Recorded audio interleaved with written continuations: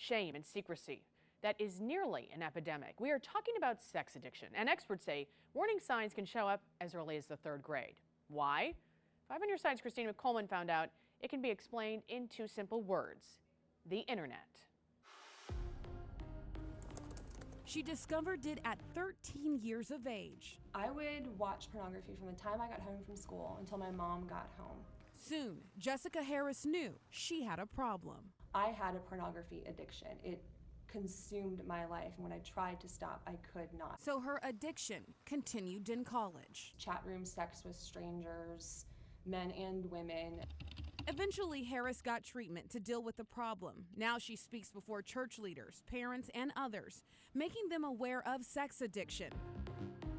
She says it's become an epidemic among the young, primarily because of social media.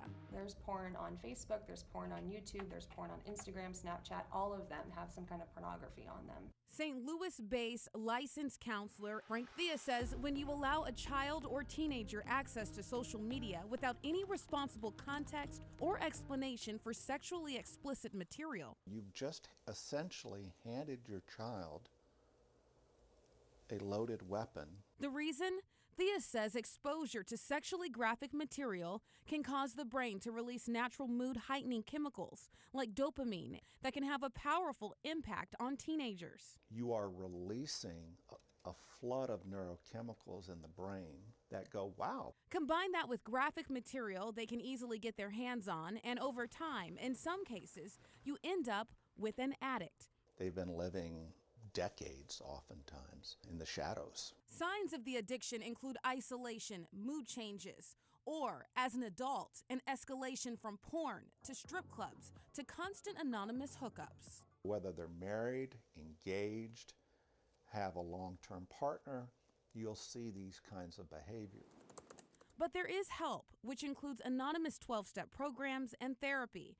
And if you want to help your loved ones avoid the addiction altogether, both Theus and Harris agree. Healthy conversations about sex and social media with your kids can go a long way. But again, the emphasis is non-shaming, non-judgmental. Don't just lock them in a room with a piece of tech and think, at least I know they're not doing anything wrong. Stay involved in their lives and have these conversations with them. Our experts say if you or a loved one is struggling with this addiction, there are several local support groups that can help. To find out more, just go to our website at ksdk.com and look for this story. Christina Coleman, 5 on your side.